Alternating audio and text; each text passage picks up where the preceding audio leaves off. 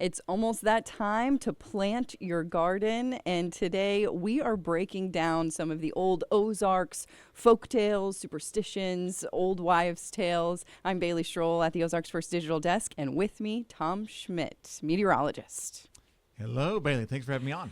Hello, hello. And we were just talking, what would you call these? You said maybe weather lore, or I'd say old wives' tales, folk tales. You said superstitions also. Thought that would be fitting, what we're talking about. Yeah, and these are specifically what we believe come from the Ozarks. I'm getting a lot of these from the book that I've been reading, Folk Wisdom of the Ozarks by W.C. Jameson.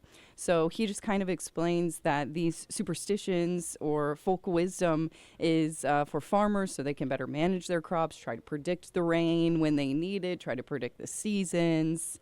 And so these natural signs, is what we'll call them, are used to time the agricultural activities in the Ozarks area specifically, and it's based on the idea that plants and animals tend to follow predictable cycles in the spring. But I have a meteorologist reacting to that right now to see if the science really does match up with some of these superstitions. So, all right, let's get into it. Let's start rocking and rolling. First off, we always hear about Good Friday. That's when you're supposed to plant. So the first one, Good Friday is the best day of the year to begin planting. What do you feel about that? I feel like that one has some truth in it. Oh, really? I think so because, now Easter sometimes falls in March or late April. It's about a 6-week period that can fall within. Our average last freeze date in Springfield falls about April 12th. Okay. And the most common Easter in the Ozarks is April 9th. And so you're hitting around that time we start to see freezes go away. And so that's a little bit more plausible. You know, we've had Easter as early as, March 26th. And you can still sneak in a couple freezes there. Mm-hmm. And we've seen snow in May. So yeah. I think it is a good base though, because for me, I just, plan third week of April. I will be planting maybe as soon as Good Friday or over the weekend. So this year it works out, right? Yeah. Late Easter? Exactly. We have some others about Easter coming up. And also, stay tuned till the end. We have one from our very own Tom Turton. I went around the building asking about some of these superstitions, and Tom Turton gave me a pretty good one. And so we'll leave that for last. I did do some research on all of these. I'm trying to see what I had written for Good Friday. Oh, it also said, obviously it's a tradition and superstition, but in that it will grow better and bear more fruit if planted on Good Friday. Practical considerations are that's just when the soil's starting to warm up, like you said. Worker availability was something that was interesting. Good Friday was often a day off for workers, providing an opportune time to get gardening tasks done. Oh, okay. So we see where this comes from. Yeah. Okay, next one. The best time for planting corn is when the oak leaves are the size of a squirrel's ear. Have you heard that before? Squirrel's ear? No. I don't think I have. But do you have any initial reaction to that? Well, I mean, I guess when do they plant corn? Is it May, April? Yeah, and a squirrel's ear, I mean, that's small. Right? It is small, so you're thinking, and oak trees are usually some of the latest trees to get leafing. Okay. I guess. Yeah. Like you look around a lot of the oaks, they're still, I guess now, they're starting to pop out a little bit, but the leaves are just now starting to come out, and they're kind of behind some of the other tree species out there. Yeah, I think it does kind of make sense. Through looking it up, it said the size of oak leaves is used as a visual cue to determine the timing of corn planting. When the leaves are small enough to resemble a squirrel's ear, it's believed to be a good time to plant. So just based on the new buds coming out, and I guess specifically for oak trees. Yeah. Number 3, plant corn when the dogwoods are in bloom. And I think that's really for us here. I mean, Missouri, that's our state tree. Right. So when the dogwoods are in bloom, have we peaked on dogwoods blooming right now? I want to say yes. They're the white blooms. You see those white, not the Bradford pears. Those have already turned to green. Yes, leaves. yeah. There's another tree you'll see. It's a white bloom. Those are dogwoods. Very common around here. And you'll see them. Yeah, they're still white out there on the dogwoods. I imagine they'll probably start changing over to leaves pretty soon. Probably another week or so. Yeah, so I mean, it's a good time, or maybe a little past, if we're going by this superstition of planting corn. That's interesting, though. And it makes sense, right? You plant corn in the spring and harvest it later in August and September. And it makes sense. This is another one that just popping off my head. They always say knee high by the 4th of July. Have you heard that? Oh, yeah. Yeah. Yep. Want your corn to be knee high by the 4th of July. And if it is, then you're good. Boy, a lot of corn superstition. Yes, and W.C. Jameson in this book, he talked a lot about how corn was kind of a staple in this specific area. He didn't go into specifics, but he said that there was a lot of things that you can make from corn, and it was something that will last you through the winter. If you have a lot of corn, you can make all kinds of different meals. Especially during Prohibition. Yeah, a lot of corn being planted in Missouri. Oh, yeah. Big corn crop in this area. And this one is actually based on a lot of Native American traditions. When looking it up, I found that it's based on the consistent timing of the dogwood blooming each spring, and it's just kind of a reliable signal to go by. Okay. All right, number 4. Planting a garden on a Sunday will bring bad luck. And I kind of saw 2 versions of this. Bad luck or good. You have heard this? Mm-hmm. Well, so my family grew up German Mennonite by heritage over in Kansas. And they're all farmers, grain farmers. My grandparents and then my dad was on the farm too. My brother currently farms still on that same farm. And it's just kind of what that area does. You don't farm on Kansas. You don't farm on Sunday. It's considered bad luck because that's supposed to be the resting day. Traditionally Sunday supposed to be your Sabbath, essentially, a day of rest. Yeah, so not a lot of, you don't have to think a lot about that one too much. That's exactly where I was going to when I first saw this. I was like, okay, so this has to do with the Sabbath and it being a day of rest. But then I'm looking it up, and it says actually there's an opposite superstition to this as well. Oh, really? That if you plant on a Sunday, it could actually bring good luck. I'm not sure. Potentially just abundant harvest, and it being a Sunday, I don't know, beginning of the week, growing. I'm not sure. Maybe, or it's the Lord's Day, Yeah. You're going to get that blessed could be. with It's corn blessed. if you plant it. Yes, yeah, right, exactly. Holy seeds. All right. Number 5, use onion juice as an insecticide on squash plants. Familiar with that? I'm not. I have not, but this is actually, I think this is not so much of a superstition, but actually just a good gardening tip that I learned with this.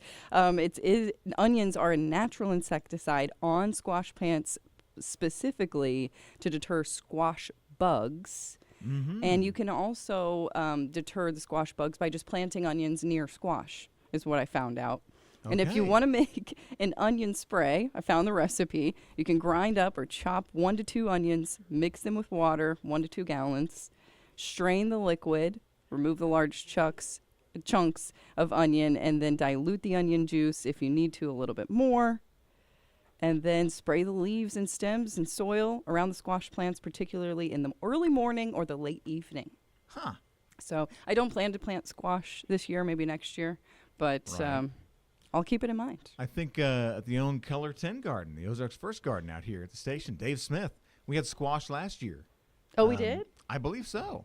Yeah, I wonder if he knows about this. He's a master gardener. I need to get him on this, too. Maybe I should go ask him some of these. Oh, he'd have some gardening tips. Oh, yeah. Big gardener. All right, this one's a little strange, but this is what W.C. Jameson had put in the book. So, number 6, plant hair cut from the head of a dead person with your seed, and it will ensure a good crop. I Googled this. I couldn't find a single thing. I don't know. So I think this might have lived and died with W.C. Jameson or his family or the people he was speaking to, because may have died with his family there. Yeah, right. No pun intended. But I don't know. Maybe they think that there's some kind of nutrients or possibly fertilization element to it. I did see, planting with like compost and planting with other dead plants that will obviously help your garden, but I could not find anything about the hair. Yeah, I wonder if it would work with hair. I don't know if dead hair has any kind of nutrients for plants at least. I don't think so. I don't know. Yeah, that one's an interesting one, and I would say that falls under superstition. Huh. All right, here's another one. This is a superstition, definitely. Sleep north to south or south to north, and you will have a poor crop. Sleep east to west or west to east, and your crops will grow. Sounds strange. It's going through your mind when you hear that. Boy, I'm trying to think of which direction I sleep now. I know. I'm trying to think about my bedroom and the way it faces. I guess I think I'm north to south. So would it be I'm head trouble. to toe? North to south? I guess I'm east to Maybe. west. Yeah, you are. You might be in trouble. Yeah, I sleep head to toe, north to south is how I'm sleeping. So, I did find something about this. Okay. And it's actually pretty simple when you think about it. The reasoning is the east-west orientation maximizes sunlight for crops and potentially promotes more restful sleep by aligning with the Earth's magnetic field. I don't know how you're sleeping, what it would do with your crops. I don't know. Yeah. There's some feng shui going on in this old Ozarks. Maybe they're trying to say like you're getting better sleep, and therefore you're working better on your garden. That could be, and maybe then that's the sun's the best I can also come up with. that's as well, or maybe the sun's not coming in your eyes through the window because of the direction you're maybe not. sleeping. Sounds like I need to do some furniture rearranging. Yeah, you need to do some feng shui in your setup, huh? Okay, number 8. If it rains before noon on Easter morning, it will rain for 7 straight days. This is definitely some weather lore. I don't know if it's specific to the Ozarks. Have you heard that? I have not heard this. Oh, one. really? No, unfamiliar to me. But you know what?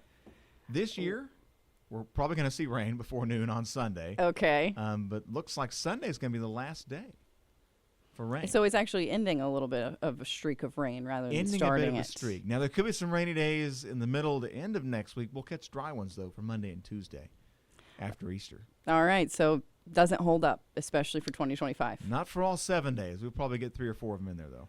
All right. Yeah. It does. It's this also in my research saying it's not scientifically accurate. I think it's basically based on April just being a rainy month. It is a rainy month. And you did find out that it's not half and half of the time, but it is pretty rainy on Easter in the Springfield area, specifically historically. Yeah, it's about 43% of all Easters in Springfield have rain on them. And looking back, I would say, well, I know it's right because that's the numbers, but sounds about right. Yeah, quite rainy. Yeah. Number 9, this is strange. Have a simple-minded person plant your cucumbers to guarantee a good crop. I don't know what that would do, where that comes from. I could not find anything except it just came from this Folk Wisdom of the Ozarks book that I've been looking into. So I'm stumped. I don't know much about that. I've never heard that one, but I wonder if it's got something to do maybe if it's like... Maybe like don't overthink it. Maybe. Like, is it easy to plant cucumbers? Are you supposed to just kind of throw them out, not necessarily put them under the dirt? Could be. Maybe I don't cucumbers are just so easy to grow. I asked somebody, I was telling them what I was growing, what I plan to grow once I plant them on Good Friday. Right.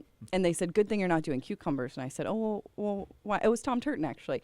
And I said, why? Why should I not do cucumbers? He said, they'll take over everything. You get way too many of them. You can't get rid of them. And then you'll become bringing them to work for people to take because you'll have too many. So I'm like, maybe that's it. Maybe you don't have to think about it much and they're just going to grow. So you can even have a simple-minded person do it for you. Maybe so, yeah. All right. And lastly, we've made it to Tom Turton's tip of the day for gardening. And this one's funny. And then he looked it up too. And he found other people had actually talked about this. So he said he talked to a farmer a long time ago. And this is what he told him. Are you ready? Okay. To determine when to plant, pull down your pants and put your bare behind on the soil. And if it's too cold for you, it's too cold for your plants. And if it's warm on your skin, then you can go ahead and plant. And I didn't know what to think about it, but he found the proof. Online, at least. Yeah, okay, I was going to say, now, wait a minute. He found the proof? What are you doing there? He Mr. went and tried Turton? it out himself. Hold on. So, I mean, there could be some truth to that. I've been looking up that around, I think, 60 degrees, depending on the plant, is about right for putting a seed in the ground. Okay. And so, I don't know, 60 degrees on your bare backside. I'm trying to think. Is it going to feel a little cold or a little warm? But I don't know. I guess it's a good indicator. Man, okay, well, just give it a try. Maybe go out at night. Yeah. And Yeah, maybe don't at go- night, or maybe if you have a really tall fence. Yeah, maybe take like a portable wall with you when you're doing this. I don't even know how you do that. I'll have my husband hold up a little sheet for me. I'll drop trowel, I'll try it out, and I will let you guys know. No, just kidding. That's a I guess all these things have to do with kind of the soil temperature and the time Yeah. of year. I mean, and they're just different kind of ways of determining. Okay, is it warm enough yet? Are we done with the freezes yet? Yes. And looking at this gardening season so far, dare I say, Ooh. yeah, get after it. We're Looking good. I think we're done with the freezes. That's good. Still probably sneak a few, 39, 40 degree nights in there, but your plants will survive. And that. around 39, 40, is that still enough to want to put a sheet over it or something? Or you think, nah? No, that should be fine. Okay. Especially if it's just one night. Yeah. It really depends on the ground temperature, which it can take several days influence before the ground change temperature the ground. starts to cool That's down. good. Yeah. Yeah, so just all about, I guess, sensitive skin. Putting some sensitive skin on the ground and seeing if it makes you chilly, because Yeah. maybe our hands are more, they're tougher than other parts of our body. Yeah. So maybe you don't have to do it, just like Tom Turton said. But it is a good indicator, I think. Could be. Yeah. All right. Cooler Well, soil. I'm W.C. Jameson in the Folk Wisdom book of the Ozarks. Has a lot more when it comes to like rain, predicting when the rain will come, predicting when storms will come and winds, and then predicting how harsh of a winter we might have. So we will be coming back to get more reactions from others. And I need to get Tom Turton on here and Dave Smith too from Folks in Our Building. So we'll come back with some more folk tales, folk wisdom, superstitions, and folklore up There's some in a good little ones. bit.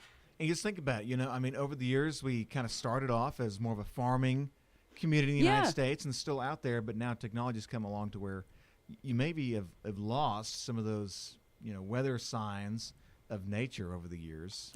And it It'll be also, interesting to see what you come up with. and speaking of technology, I mean, meteorologists, back in the day, you needed superstitions maybe like these and wisdom Yeah. that is passed down from generation to generation to try to have the best crop that you can. And now you can turn on Channel 10 and get Yeah. the latest and know that it's going to be accurate 9 years in a row.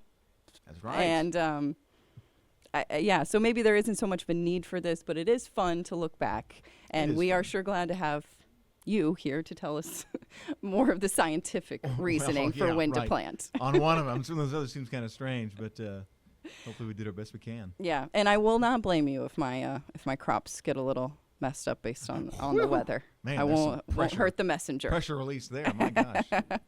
I know a lot of people try to blame you for that. All right. That does it for us, and we'll be back with some more superstitions shortly once I compile my next list. Thanks for joining me, Tom. I'd say that You're was a welcome. success, and hopefully this will help you in your gardening if you plan to plant this weekend. It's going to be a great time. I'll be out there too, so good luck to all the gardeners out there, and have a great day.